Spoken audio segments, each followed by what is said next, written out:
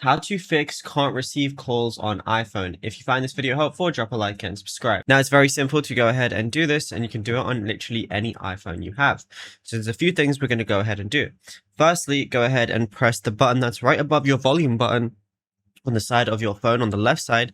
Once you go ahead and press it, as you can see right now I'm silent. If I hold it down long enough, I'm going to go to ring, and that's going to have my ringer on. Also, I want to swipe down on the bottom right of my screen, or the top right of my screen, and then make sure this volume slider is up for my volume.